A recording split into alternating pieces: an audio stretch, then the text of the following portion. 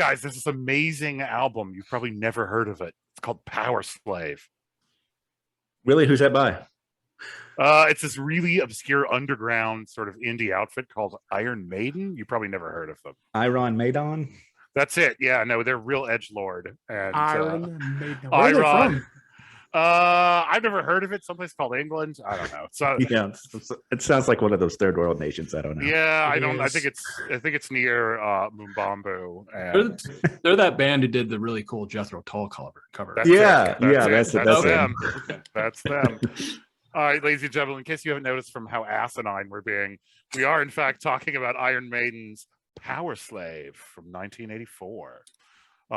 With us, as always, are the Reverend Benjamin Lindsay and Tracy the Chicken Slaughterer Newport. How are you two gentlemen doing? Just sipping whiskey and talking metal. Can't get much better. Doing great. Talking metal. Straight. I love it. I'm the Dr. David Pizzo, and this album is my fault. As will become clear as we talk about it. We also have two guests with us to talk about this obscure indie band. We have Gabe Cooper and Buck Thornton. How are you gentlemen doing? I'm doing well. Sorry. I'm doing well. I'm glad to be here. Thanks for having me. So Ben, give us some details on this obscure album. Of course. This is Powerslave, released, not reduced, on September 3rd, 1984. It is the fifth studio album by Iron Maiden, recorded in Compass Point Studios in Nassau, the Bahamas, released on EMI label. Producer was Martin Birch, has a runtime of 51 minutes and 12 seconds. The band, you know them, you love them. Bruce Dickinson on vocals, Dave Murray on guitars, Adrian Smith also on guitar, Steve Harris on bass, and Nico McBrain on drums. And classic lineup. It is the classic lineup of a band that has had quite a significant amount of lineup changes if you take the entire overall of their career into account. But why did you select this one, David? So we had a blast, metaphorically and literally, reviewing other Iron Maiden. So what did we do? Number of the Beast, Somewhere in Time, Seventh Son of a Seventh Son, and Fear the Dark, right?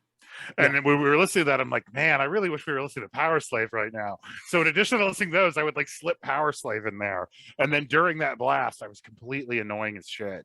I just kept mentioning Powerslave. And so finally they were like, maybe we should actually do Powerslave. And I said, yes, we should. And now it is occurring here in the present. Truth in Advertising, it probably, after having plowed through all those albums, and I also listened to some of the later stuff, I think this one may be my favorite one. As indicated by how much I mention it. The one that comes close for me is Seventh Son, but I just fucking love this record for a lot of reasons, despite how obscure and unknown it is.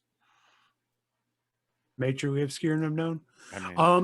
And we kind of went this weekend with that in mind of picking what are some monumental albums, because in this recording session, we also did the Black Album for its 30th anniversary. We did Master of Reality for our second year anniversary. We're doing Powerslave, and the next one we're doing Change Metal Landscape for good or bad, depending on who you are and what you think of new metal. So it felt right into place. Like, what's a major album, a white whale that we haven't talked about? And we haven't. So here we are with Powerslave. The tour that almost killed Bruce Dickinson. Must have been rough recording in the Bahamas, though. Yeah, I think that part was very chill, but the tour was bananas. This is the one where they were performing like 4 dates in Long Beach. Like it was that tour. And so by the end of it, Bruce Dickinson said, I'm fucking quitting if you do not give me some time off. But yeah, the Bahamas thing is so interesting because like Eric Clapton's recorded there, like all kinds of heavyweights that went to that studio. And Martin Birch by this point is very, very, very comfortable with them. Mm-hmm. And does everything through Fear of the Dark, right? That's even still Martin Birch, or is he off? Yep. Yeah, still him. Yeah, that was the last one because he retired after that. He really was the fifth member of the band. He was. Yes, 100%. Sixth member. He edited Maiden down. He kept them within a normal track length. I mean, we all know Maiden intimately. After your Fear of the Darks, they start getting their longer songs, and they do. Martin Birch really brought that editing to Maiden, which made them the band that they are. No, I agree. It's what Metallica didn't have. Yeah, exactly. That's what I was getting at. Yeah. Indeed. No, we can compare them. I prefer Maiden to Metallica, to be honest, which maybe wasn't true at the time, but now, just for me, it's weathered a little better. Yeah, Maiden's better all around. Yeah. And just with no airplay, radio airplay at all. And that needs to be said, even in Britain, they barely ever got any radio airplay and managed to create these huge albums and just monster tours entirely based on essentially fans.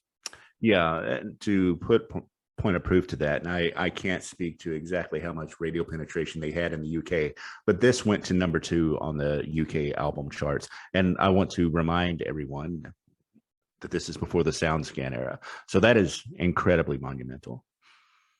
Maiden was also the first metal band to have a music video showcased on MTV. Mm-hmm. I think they had 2 in the first 24 hours MTV was live. Nice. I think there were live versions of, can't remember off the top of my head, but it was some earlier Maiden tracks. Probably the Phantom of the Opera, Trooper. maybe. I can't remember. But I mean, they had exposure in the States, you know, aside from their lack of radio airplay, or not lack of, but yeah. Oh yeah, the Chicos were huge over here. They were still one of the biggest metal bands in the 80s. Yes, I know. That's what's amazing to me is they were that big in spite of not having anything like, and I know it's an extreme example, what the Black Album got. I mean, it's just nothing like that. I think it's interesting. Like I was looking through MTV's first 24 hours of airplay, and Maiden, if I remember correctly, don't quote me on this exactly because I don't remember exactly, but they were, I remember thinking they were the only metal band on there. So it's kind of like whoever was curating that list was like, okay, we got to have 8 metal bands. So we're like, well, Maiden's the biggest. We'll just kind of throw one of their songs on there. Right? Well, at that time, kind of the impression I got looking at that list. You know, yeah. I don't know if it's true or not, but it spoke to me the importance of Maiden. Maiden also had a theatricality that, you know, bands like Gwar took to their logical conclusion with Eddie, and the sort of the theatricality of it, and the branding with, you know, the album covers. They just had a consistent brand that very few other metal albums before or since have had. Well, they listed their entire marketing scheme and branding and everything was listed directly from Kiss. So, I mean, it makes sense why they're as big as they are nowadays, because they're just Kiss, basically. Well, but they're Kiss, but I phrase that really poorly. Yeah, marketing more intelligent than Kiss. Their business model is Kiss. Their business model is Kiss, and if you're going to copy a band's business model, that's the one to copy is Kiss's. Yeah. But just on this album, there's the literary allusions in the songwriting are we'll get to, but just the level of play, the level of production on this. I mean, even though this album is 36 years old, it still sounds great. I know it's been remastered, but they didn't have to do too much to it.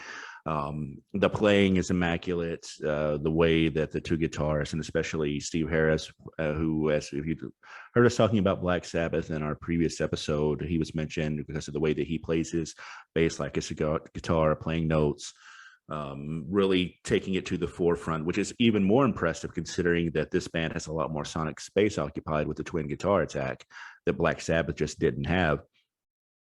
And just the way that he plays in lockstep with Miko, and Miko is a fantastic drummer. I think he's probably one of the more underrated drummers in the genre, especially this era. Yes. Yeah, agreed. I feel one of the reasons I like this album so much is I feel like this is where the lineup is very, very comfortable. Like, you know, this is their third album with this lineup. Or no, second. No, because you're right. It's only Peace of Mind. So Peace of Mind, they were still getting to know each other. They also haven't gotten into experimental stuff that I don't resent. I don't mind the synth guitars and stuff on Somewhere in Time. But there's a part of me that does appreciate the slightly more pared down classic metal sound of this album. It is the third because there's Number of the Beast, then Peace of Mind in this one. So there's a different drummer on Number of the Beast. Oh, that's true. I forgot. No, that's right. What I caught myself. I'm like, no, it's not Nico. It's a different drummer. Yeah, Clive. Yes, exactly. It's the last one he's on. Totally. So in terms of the classic, what I call or a lot of people call the classic lineup, this is the second time out of the gate. Yeah, I had forgotten about the drummer switch. I was still thinking about when Bruce came into the band. Yeah, drummer. Gabe, you've been pretty silent so far. Yeah, I was going to jump in and just say this is my first encounter with this record, and really the second Maiden record I've heard ever. And I was pretty blown away. The guitar work is just incredible, and yeah, I think the guitar harmony is like an integral part of the sound here that's really appealing. There isn't a lot of it that there's maybe like a track or two on here that are just like kind of dated. You can tell they're produced in an era before ours, in terms of just like the way that the song is constructed. But otherwise, it sounds really fresh to me, which is kind of nuts. But it was real pleasure. And I did know that you had done this blast before. So I actually listened to those records that you had listened to in that blast, The Summer in Time, Seventh Son, and Fear of the Dark as well. Just to give myself a little bit more context, because there was a lot of unspoken or hype that I wasn't there for. So I decided to catch up just a little bit. I refuse to apologize for making you listen to that much Iron Maiden. I feel like that's like elevating you as a human being. Anyway, I'm glad you came along for the ride, and I'm glad you don't hate it, because I would probably cry. I'm just slightly apprehensive as to what Buck you haven't heard my grade yet. Yeah, I know, exactly. Like, let me not speak too soon. You're like, this is really catchy and interesting. D.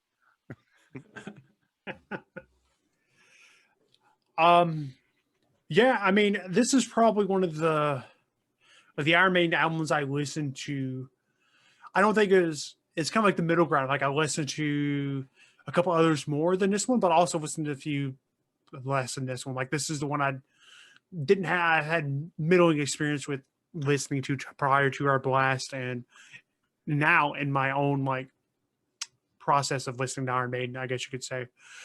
And I think this album's on point for all the instrumentation and guitarist work and everything. Like, there's just something about a band, just they all just kind of clicking on all cylinders, that while damn near killed them and made them hate each other almost to a degree, as you saw where they recorded Somewhere in Time in 3 separate studios. I think that this album really is some of the best work that Iron Maiden did in their entire career. I think between this and Peace of Mind is definitely the band's creative peak. Easily. Well, I know where I come in on that, but we'll get to that at some later point. I have gushed about this album, so now I'm going to push some of the things that I dislike about it. This is them, as much as you credit the producer for kind of reining them in, this is also them at a little bit of their excess. I mean, yes, they are somewhat reined in, but they have like the incredibly long instrumental that we'll get to when we talk about tracks. Not incredibly long, it's not super long for this band, but it's just like, okay. And there are some largesse in this. There's some stuff that I feel doesn't work as well as this on this album as there is on some of their other albums. It's played incredibly well. It's very tight and well produced, but it's not my favorite. I'll put it that way. I'm actually going to counter your editing comment there. I think, specifically with rhyme, if you put out, I mean, this is the first over 10-minute long song they ever did. I think they're not to the point yet where they're putting out 13-minute songs with a standard song structure with this long intro and stuff like that. It's still fairly unique and novel for Iron Maiden at that time. So I think it's fair to overlook its length, even if it gets a little bit. I wasn't talking about rhyme, to be fair. You're talking about Lost for Words, right? Oh, I'm yes, sorry. I thought you were Lost talking for about Words. Rhyme. Yes. Never mind then. No. Rhyme is fantastic. I mean, that's the thing. Even though this is not my favorite Iron Maiden album, this is still quintessential Maiden, and there are still some fucking bangers on here that are beyond reproach as far as the songs go. It's just, as the entire album, it doesn't work for me cohesively as some of the others do. Yeah, I think it works fairly well taken cohesively, but I think the middle section of this album is fairly weak. Peace of Mind suffered from a similar thing where it kind of teetered off at the end a little bit, but these early Maiden records kind of have a trend of, there's a handful of what you would technically classify as filler tracks, which is something I've been kind of coming to terms with my Maiden fandom over the last year and a half or so, like really intimately revisiting Powerslave and Peace of Mind specifically. You know that there's some fillers on here. Flash of the Blade, Duelist, Back in the Village, pale in comparison to the 4 tracks that bookend this album. And a similar thing happened with Peace of Mind. Some of the tracks towards the end, Sun and Steel and whatnot, just weaker, or some of the highlights of this album are that good, and it's That's a fair point. Is it that those albums or those tracks are specifically weak, or the other tracks are just so strong that they make them look weak? Mhm. Yeah, and I think it's some. Yeah, go ahead. I think it's something you have to take into mind because I mean, even the bad tracks on this album are better than a lot of bands' best tracks on an album. Yes. Yeah, I'm going to make a plea for a couple of those. I agree with you. The middle on both this and Peace of Mind is a little weaker than the beginning and the opening. I agree with that. But I feel like even their filler tracks are amazing. Like Lost for Words is really a filler track, if we're being honest. And I don't even usually like instrumentals. And I guess we're already getting into it. But I actually like that one. But somebody that isn't me should go first before I spew off about how great tracks 1, 2, 3, 4, 5, 6, 7, 8 are. Well, if you have other thoughts you want to share about the album overall, go ahead. I went ahead and put up the track listing since we had moved in that direction. I think we're all firmly into this. And if you want to hear a bunch more of us rambling about Maiden as a concept, I refer you to our blast. Can I interject really quick? Please. Go ahead.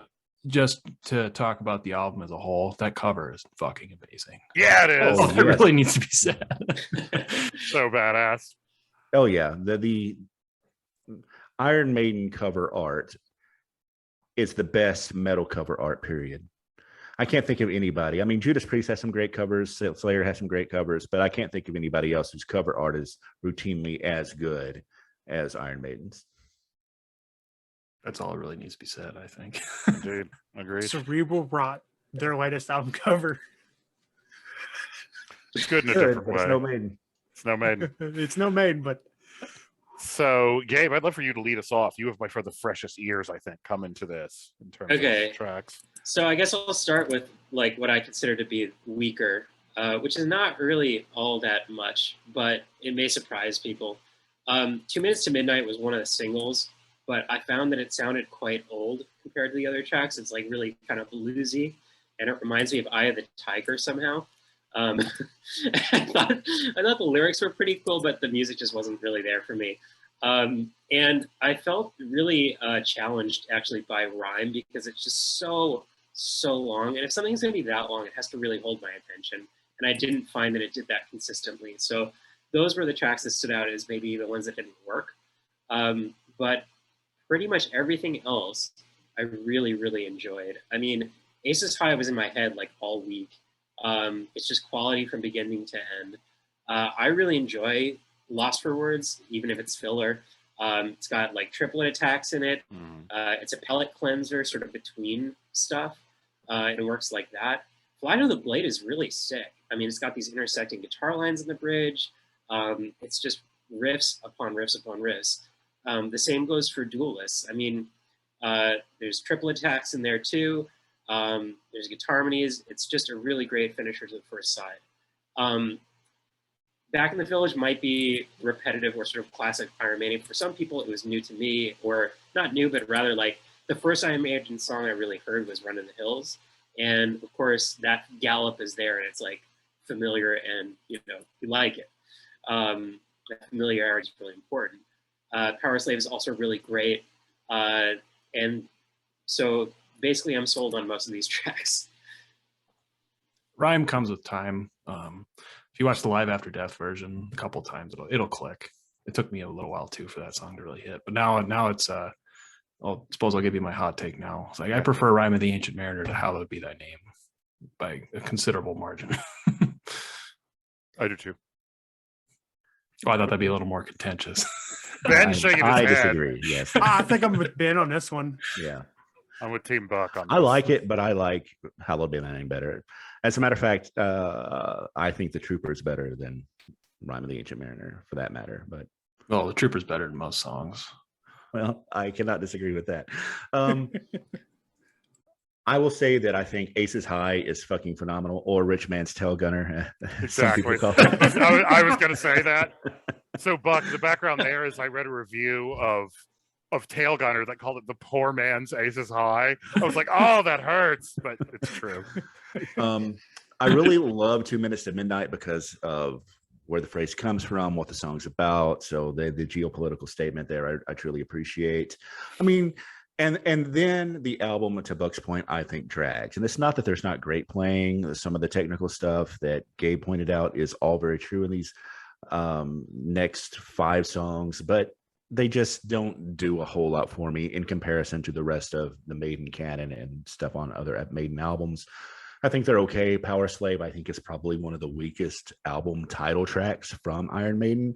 But Rime of the Ancient Mariner, despite the fact that it is kind of like, since we're at least three of us, I think, have been drinking whiskey of some sort, I would compare Rime of the Ancient Mariner to a heavily peated Islay Scotch that you have to get used to before you can truly appreciate.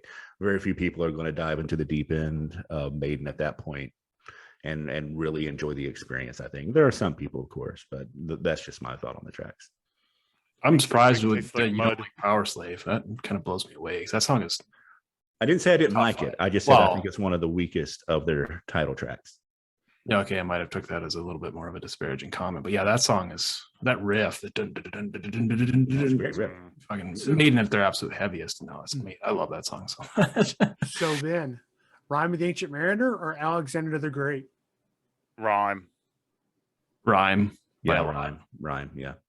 I Alexander like the Great is Alexander, not but Rhyme. bad, but it's a tiny bit cheesy. Like it just can't Tiny bit? avoid it. Well, It's okay, a lot it's of kind of cheesy. it's pretty cheesy. The rhyme is better. Anytime I hear a 10-minute song, I'm like, a song better fucking be Rime of the Ancient Mariner. I literally say that in other podcasts, and this one is Rime of the Ancient Mariner. I guess I've already launched into it. Sorry to leave you for last, Tracy, but I think Ace is High and 2 Minutes of Midnight. I know Gabe didn't like it, but I think it's, to me, one of the most effective 1-2 punches in metal ever. Those two tracks, and I really dig the bluesiness of 2. One, it's a callback to where metal came from, and I really love Death and Roll, right? Like the Entombed stuff, and so that blues coming in for me is fabulous.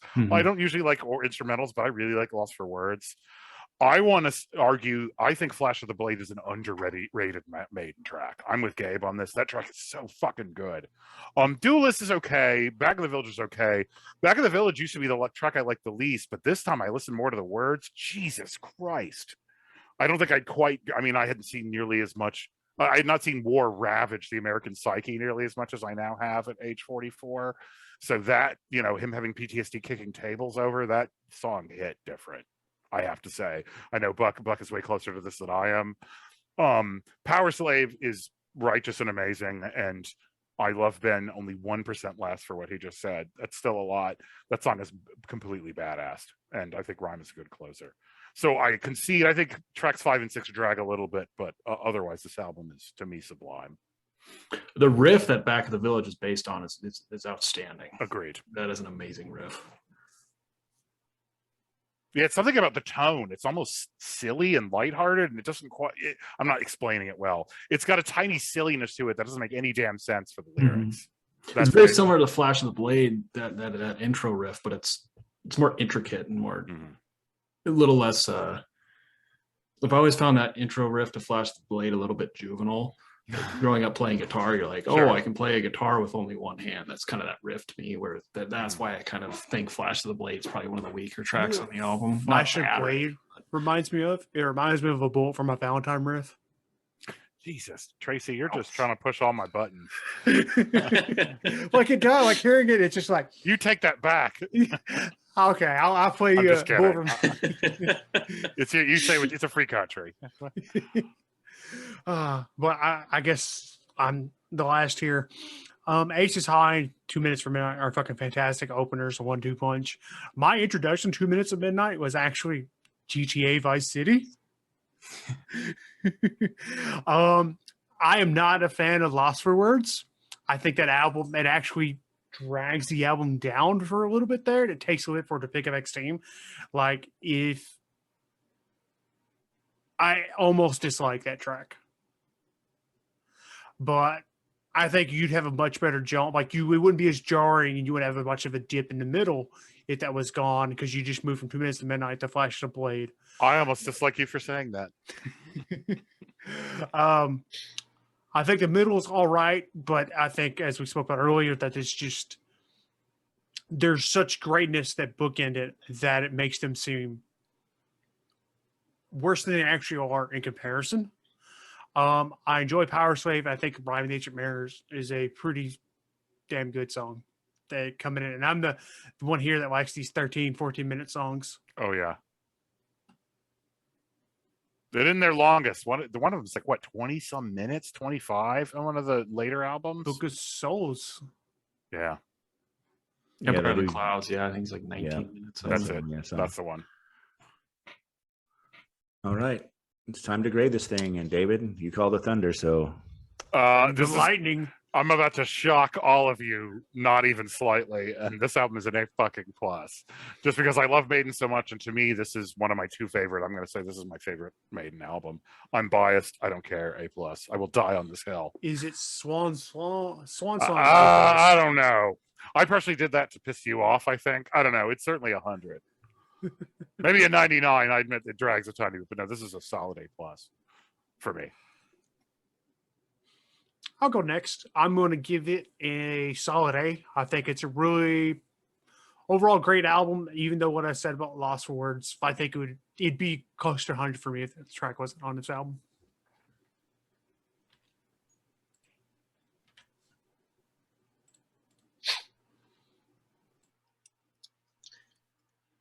Buck or Gabe? Oh, okay. So I, as I said, I listened to some of the records that you all listened to in the blast, and I also listened to Number of the Beast again to give myself a little bit of context. And I think if I hadn't done that, I wouldn't be able to give this record an A, because there is something about this record where the compositions are like they don't go into like major scales. It's a little bit abstract, but they don't go into major scales as much as the other records do. There's sort of like a much more pop aesthetic to some of the other records. And I really appreciate about this record, where it really does feel darker and really more minor. Agreed. And so that's really what pushes it to an A for me. Even if I don't, if I didn't really catch on to all the songs at first, I'm gonna give it more listens after this for sure. I like Maiden's flirtations with the major scale. I think it's an interesting contrast. I think it's like with some if you're theme. coming also from power metal too, it's like a different sort of vibe or feel or whatever you want to call it too.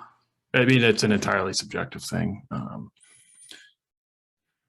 got to give this album an A, of course. I've been a little harsh on some of the middle tracks. I've been a big Maiden fan. Maiden's one of my favorite bands. I've loved them for years. I'm intimately familiar with a lot of their stuff, pretty much all of their stuff, especially this 80s output. I have to bring it down a little bit just because it does drag a little bit in the middle, whether that's from, the tracks that bookend it being that great or whether they're just a little bit subpar. It doesn't really matter. It is what it is. With that said, an A. Seventh Son's better. Yeah. I'm going to give this a B plus. I think it's an excellent album. I do like the flirtation with the minor scales, like you mentioned. It's just that middle section to me is just not what I listen to Maiden for. It's good. It's not great. Well, it's great. It's not legendary. Let me rephrase that. And of their legendary run of albums in the 80s, I think that this is one of the weaker ones. I can see David cursing my name. It's so rare I disagree with you, but this is one of those times. But I can't really yell at you at a B plus. Also, I can't yell at you, period. So I'm gonna shut the fuck up. Well, all right. So what are we doing next time, Tracy? Next time, we're looking at albums that changed the landscape for better or for worse, depending on who you are. And we're looking at one that really did change metal in the mid 90s in Korn's self-titled debut, Korn. That is quite the switch. It is. Well, thank you for listening to Thunderdome Metal Reviews. Make sure to like, share, and subscribe here on YouTube. You can also find us on Spotify and Apple Podcast or wherever you get your podcast.